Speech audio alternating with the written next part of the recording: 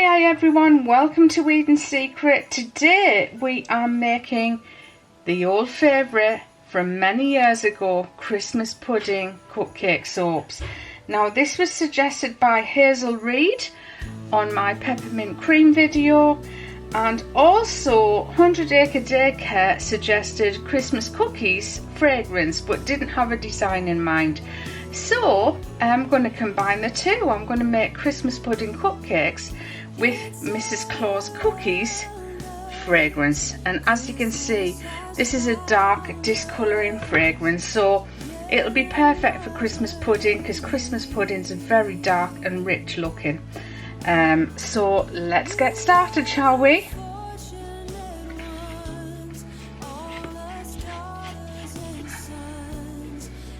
First, we're dispensing our lye solution from the bottle into our oils. The lye solution is being made up and I've just put it into a bottle rather than a jug, and it keeps for days and days and days without hardly getting any lint on it whatsoever, which is absolutely brilliant. Okay, so let's blend that, shall we?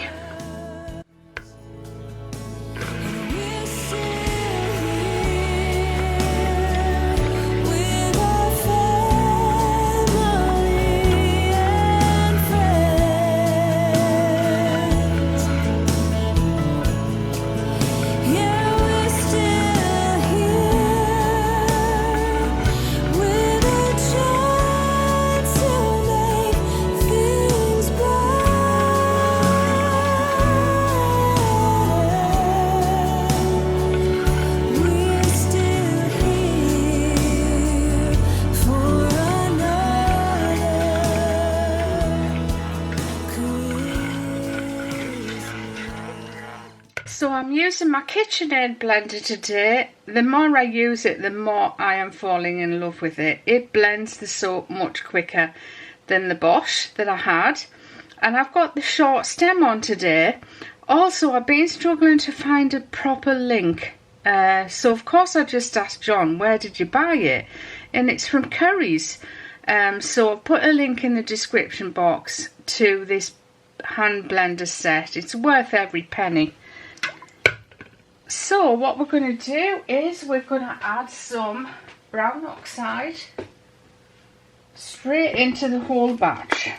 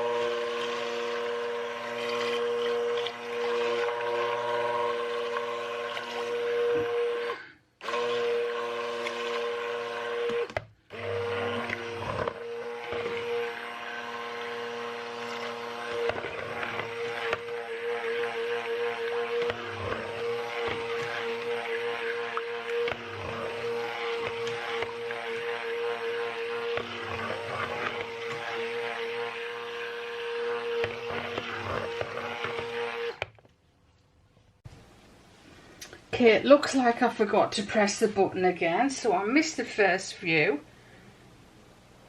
So what I just wanted to say, repeating what I said that you didn't hear, is these are quite tall cupcake cases.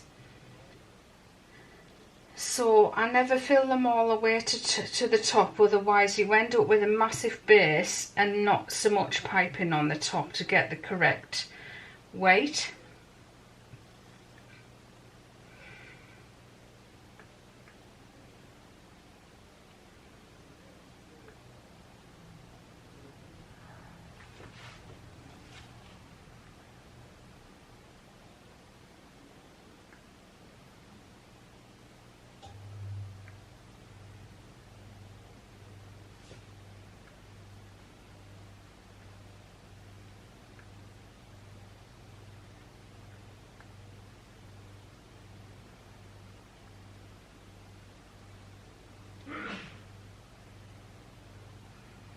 Okay, so I've got a little bit left in the pot. Because all of the soap's brown, I'm actually just going to put this back in the pan.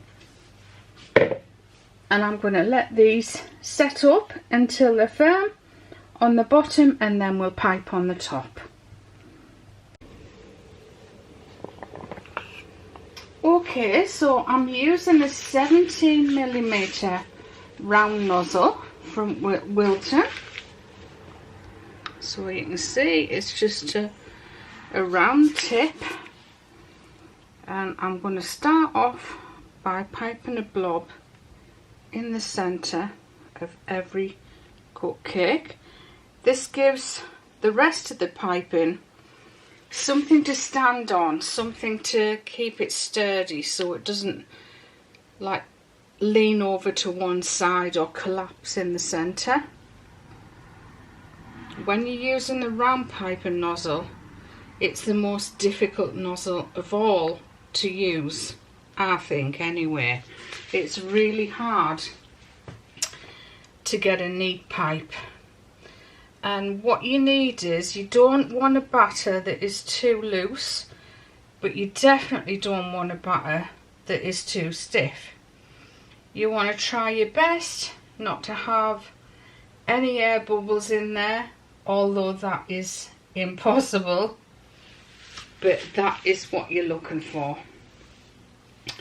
So when you're piping, it's literally going to be it's a one motion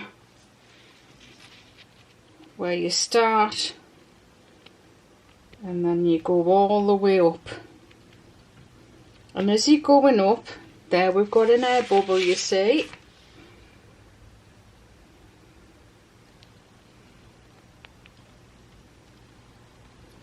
When you're doing that, you do not want to press down, because when you press down, you can see here you get like a flat, rather than a bold curve, it just flattens it out. But for these soaps, the top part will be flat, because I'm going to be piping out, I'm going to be pouring on some drizzle.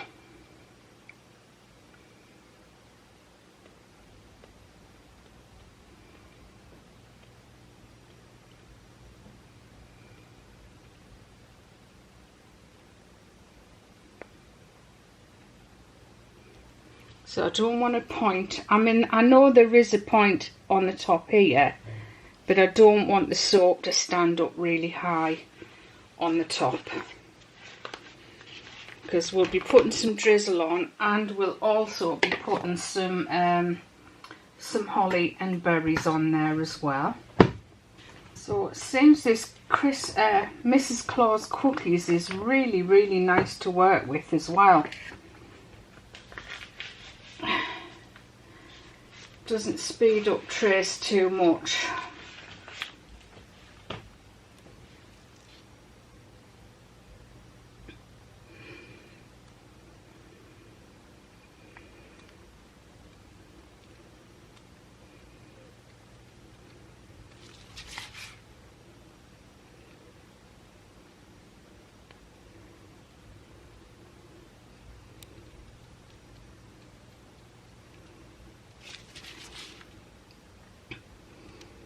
The other thing is, it seems to take more soap to actually pipe with the round nozzle as well.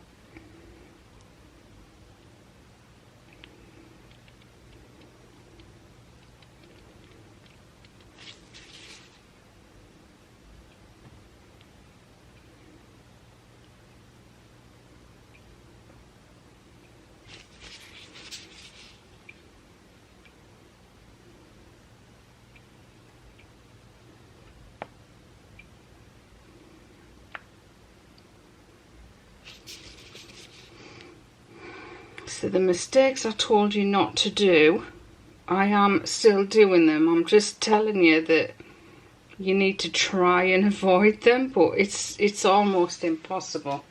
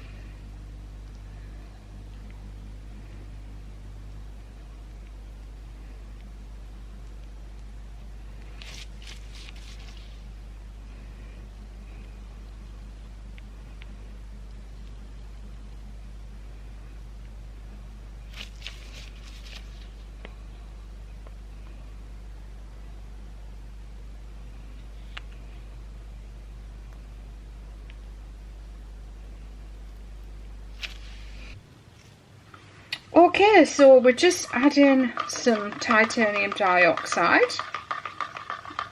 into the soap base now, what we've got left over.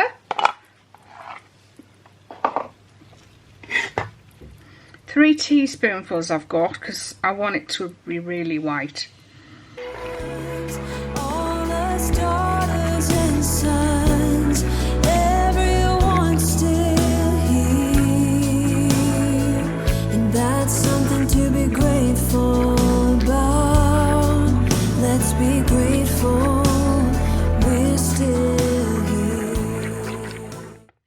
So I'm using a squeezy bottle today, so I'm going to dispense some of that soap into a container, into a jug, before I pour it in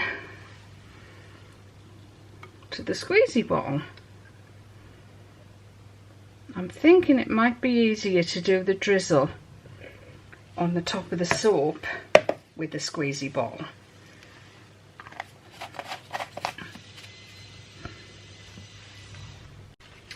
Before we use the squeezy bottle, I'm just going to chop the points off the top of the soap. Okay, so we're just going to tip the squeezy bottle up and then just go around like they do when they're making cakes.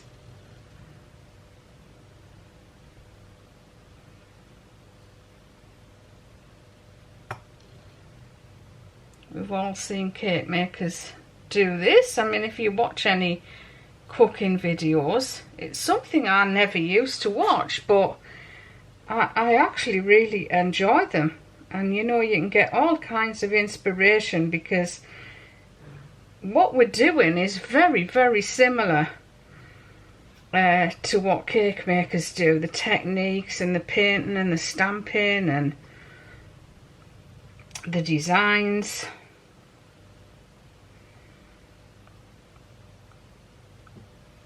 It works very, very well with the squeezy bottle, I have to say.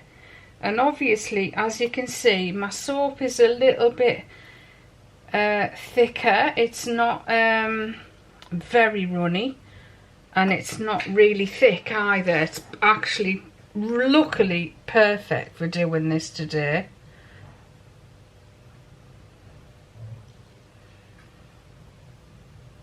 It's not the easiest thing to get those drizzles going down the side, but if your batter is perfect, then you're fine.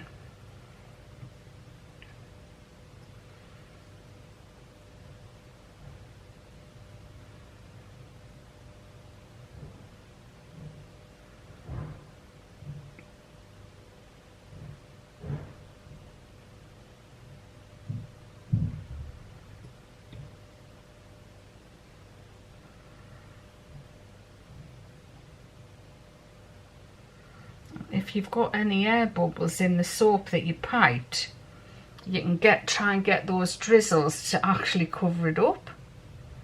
And because I have got a few, like, it is very, very difficult, as I said. Shall I repeat myself? I do repeat myself a lot, and I know people can hear what I'm saying. But what I was going to say was, when you're piping with a round nozzle, it's very, very difficult to pipe it neat.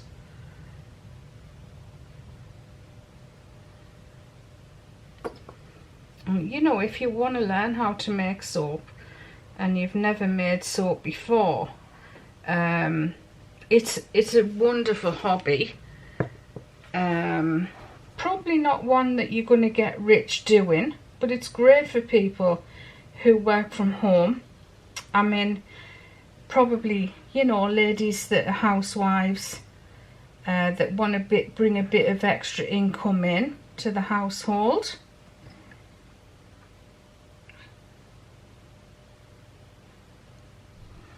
I'm just using one of those smaller spatulas to get any extra soap batter out of the squeezy bottle, and then it'll make it easier to clean out. You can put bags in inside the bottles, but they tend to drop down to the top of the bottle when you're actually squeezing them, and then it actually can make the batter difficult to get out of the squeezy bottle when you're piping or drizzling or squeezing or... Okay, so I'm just piping the leaves on the Christmas puds now.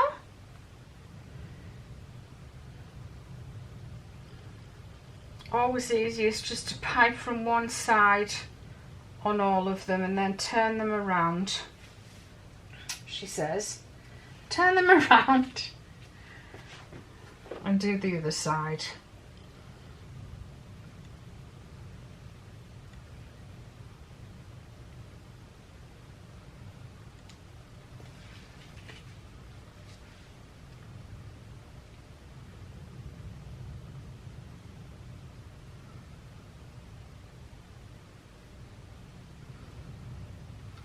I've got still quite a lot of soap left, so I'm just going to leave that to saponify in the bag overnight, and then we've got even more soap dough.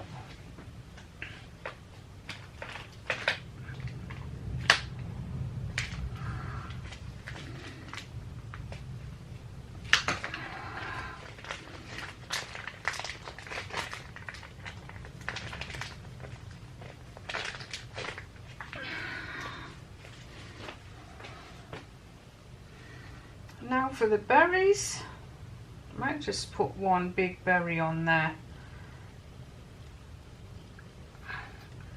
What about two? One at either side.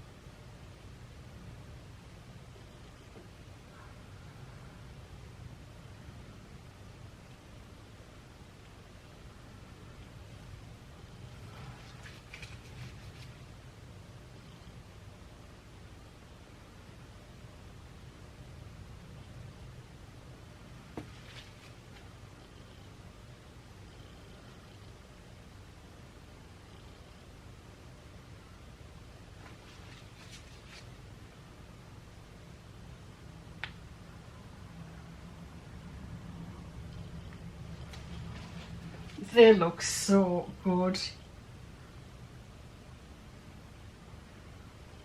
I love that burlesque mica, it's beautiful.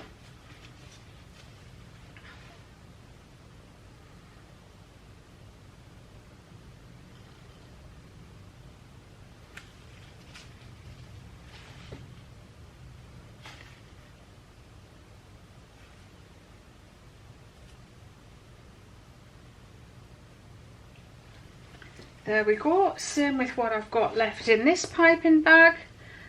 That'll just be left in the bag and that'll go towards soap dough.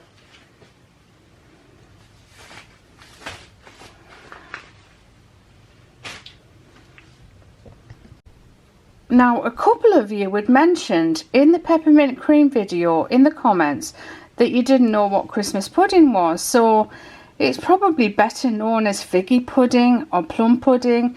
It was invented by Mary Kittleby in 1714, and it's just like a steamed cake, and it has raisins, currants, prunes, candied fruit and lots of booze, and you traditionally set light to the top of it at Christmas. So I know you know what it is, it's just we call it something different to what you call it probably. So I just wanted to share that with you. How beautiful are they? As I said, you will get some air bubbles here and there.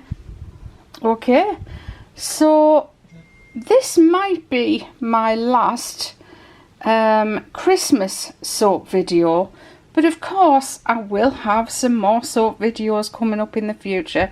I haven't decided yet if these are going to be the last ones that I make. There might be something else, because everybody gives such great suggestions in the comments on my peppermint cream video. There's so many I want to do, like I want to do all of them. So keep watching, and we'll have some more videos very, very soon. As I said before, we will have some wax melt videos and bath bomb videos, both Christmassy, and I hope you look forward to seeing them. Thanks for watching, everyone. Bye bye for now.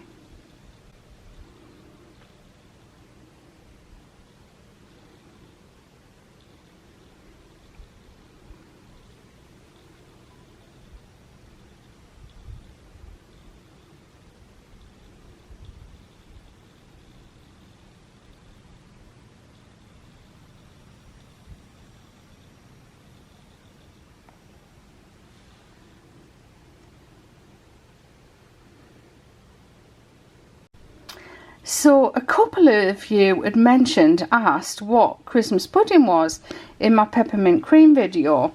Well, I'm sure you know, it's just, we call it Christmas pudding. You might call it figgy pudding or plum pudding, and it's served with brandy sauce, which is what this is supposed to be over the top. So it's like a steamed pudding, and it's full of raisins, currants, prunes, dried fruits, candied fruit, and it has lots of booze in it. And you traditionally pour some alcohol over the top and set fire to it on Christmas Day. Set fire to it, I mean like produce an alcohol flame on the top of it. You're not burning the whole Christmas pudding. So yeah, I just thought I'd share that with you in case you wondered.